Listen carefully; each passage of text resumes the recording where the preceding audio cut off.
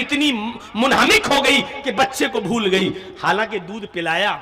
ऐसे ही हम दुकान में बैठ गए, हम मैच देखने लगे, हम कहीं फंसे हैं और अजान हो रही है, नमाज अजान किया हैया अलस सला, लेकिन हम ये काम पूरा कर लेंगे तब जाएंगे मस्जिद में, हम ये मैच पूरा हो जाएगा तब जाएंगे मस्जिद में, हमारा ये आखिरी चीज रह गई है, ये अगर हम छोड़ देंगे तो इनकम्प्लीट रहेगी, हम ये काम कर ले, ये 5 मरीज रह गए, जब तक इनको नहीं देख लेंगे तब तक, ये 5 ही तो रह गए, अभी हम इनको सबको दवा दे देते हैं। अब हम उनको देखने लगे और दुकान बंद नहीं की, देखने लगे और उसके बाद जब 5 मरीजों को दवा दे दी, या हमने पूरा मैच देख लिया या पूरा हमने ड्रामा देख लिया, उसके बाद या हमने पूरे दुकानों को कस्टमर को निपटा दिया, उसके बाद हम जा रहे हैं नमाज पढ़ने, और नमाज पढ़ी लेकिन जमात हो गई। नमाज तो पढ़ी है आपने लेकिन जमात निकल गई।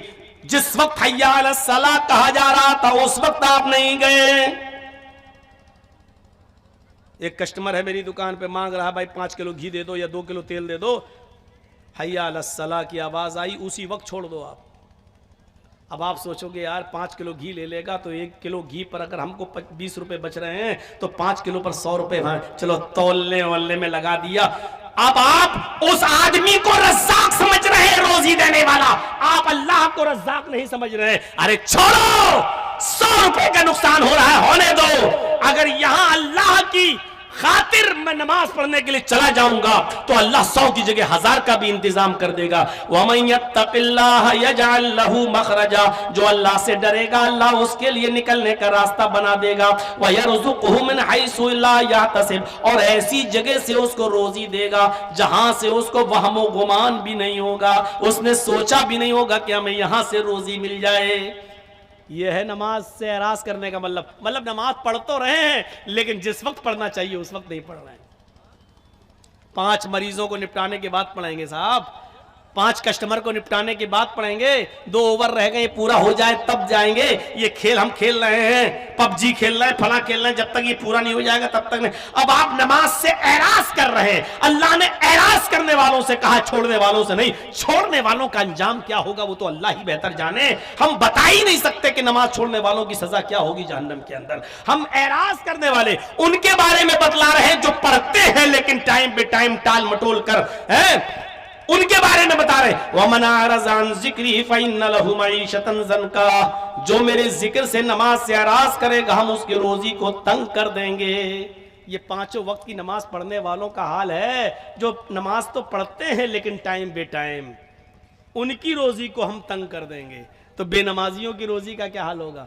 अब आप कहो मौलाना साहब काफिर तो इतने हैं हिंदुस्तान में कि जिनकी गिनती नहीं है, अब आप बताओ उनको तो खूब मिल रही है रोजी रोटी है। अंबानी को देखो कितना अमीर है। मेरे भाइयों, अल्लाह ने, अल्लाह के नबी ने इनके बारे में तो कह दिया है, अब दुनिया सिजनुल मोमिन, अरे दुनिया मोमिन के लिए जेल खाना है और दुनिया काफिरों के लिए जन्नत, व जन्नतुल काफिर, इन काफिरों के लिए दुनिया में ये सारी की सारी चीजें हैं, क्योंकि आखिरत में अल्लाह ने इनको सबको महरूम कर दिया है। वो आखिरत में इन तमाम नेमतों से महरूम है। तो काफिरों का हाल देखकर ये अंदाजा मत लगाओ कि ये भी तो नमाज नहीं पढ़ते, इनको तो खूब रोजी मिल रही है। अरे इनको इसलिए मिल रही है क्योंकि इनको आखिरत में कुछ नहीं मिलेगा, इनको जन्नत में इनका कोई हिस्सा नहीं है। तो मेरे भाइयों, इनकी मिसालें मत दिया कीजिए। जो बात भी मैं कह रहा हूं कुरान और हदीस के दायरे में कह रहा हूं, काफिरों की मिसाल मत दीजिए, अपनी मिसाल दीजिए।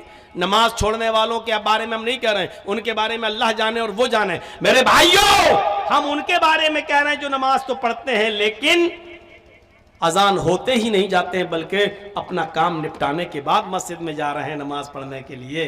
अजान इसलिए थोड़ी है कि अपना काम निपटा लो। अजान का मतलब हैया अलस सलाह, आओ नमाज की तरफ, हैया अलस सलाह, आओ अल्लाह की इबादत की तरफ, हैया अलल फलाह, आओ कामयाबी की तरफ, आओ कामयाबी की तरफ, आओ फलाह बहबूदगी की तरफ।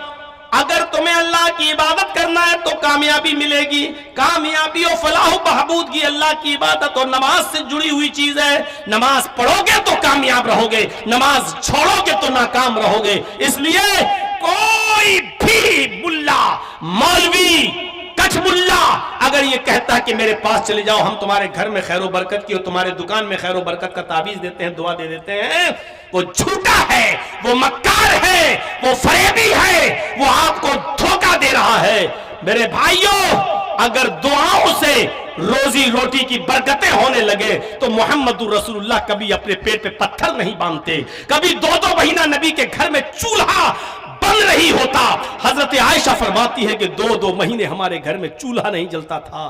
کیا اللہ کے رسول کو دعائیں معلوم نہیں تھیں؟ یہ کٹھ ملا تمہیں تعویذ دے رہا ہے، 50 روپے کا اور 51 روپے کا لے جاؤ اور تمہارے گھر میں خیر و برکت ہوگی۔ ارے تو اپنے گھر میں خیر و برکت کر لینا۔ کچھ لوگ راستے میں طوطے لے کے بیٹھے رہتے، بھوشیہ بتاتا ہے وہ طوطا پرچی نکال کے، اور خود طوطے والے کو معلوم نہیں کہ میرا بھوشیہ کیا ہے۔ تو بتا، تو کب تک اس طوطے سے پرچے نکلواتا رہے گا اور لوگوں سے 5 روپے اور 10 روپے بھوشیہ بتانے کا لیتا رہے گا؟ ارے تیرے گھر میں بلڈنگ کب بنے گی اور تیرے گھر میں 5 منزلہ عمارت کب تیار ہوگی، وہ طوطے والا بھی نہیں جانتا ہے۔ یہ حال آج کٹ ملاؤں کا ہے۔ ایک صاحب گئے، لڑکا تھا نوجوان، کہنے لگا مولانا صاحب دل کی بات ہے۔ ارے ہم دل کا ہی تو معاملہ حل کرتے ہیں۔ کہ کیا بات ہے؟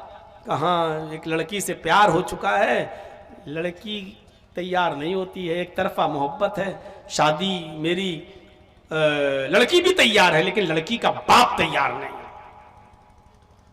ارے کیا بات کرتے ہو، یہ تعویذ میں دے رہا ہوں، لے لو، گلے میں ڈال کر سیدھے لڑکی کے باپ کے سامنے آ جانا، لڑکی کا باپ اپنی بیٹی کو لے کے خود تیرے گھر پہ آئے گا۔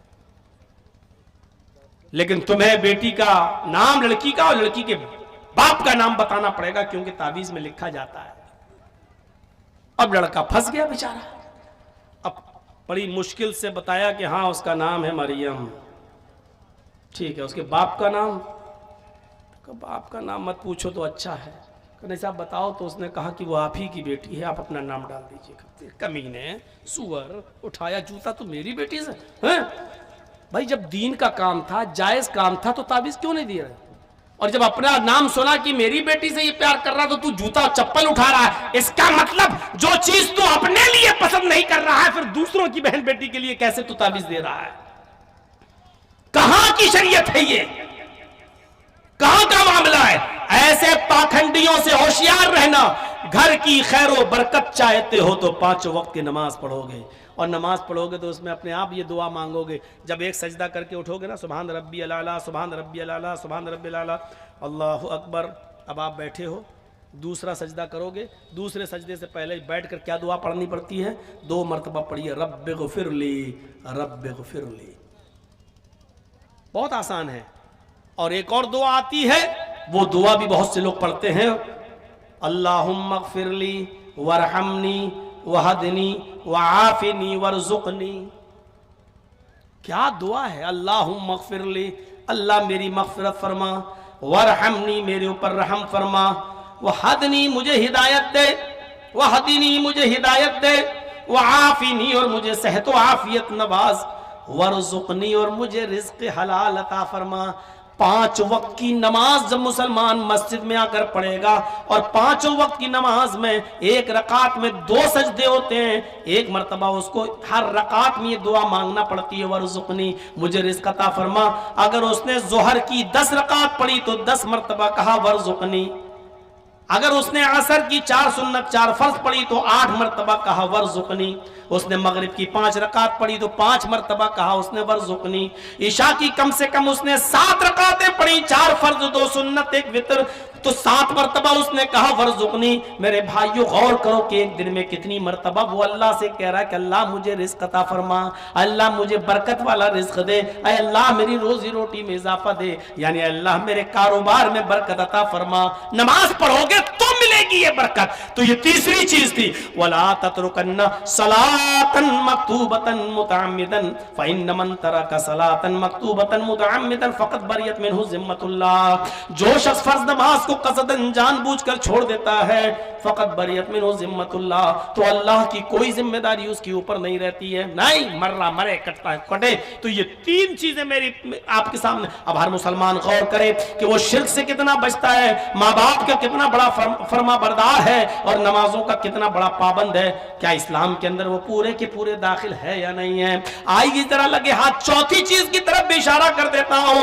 और चौथी चीज भी बड़ी हसास चीज है, हमारे मुआशरे में नासूर की तरह फैली हुई है। अल्लाह के नबी सल्लल्लाहु अलैहि वसल्लम फरमाते हैं, ऐ माज चौथी चीज पर गौर करो, वला तशरबन खमरन,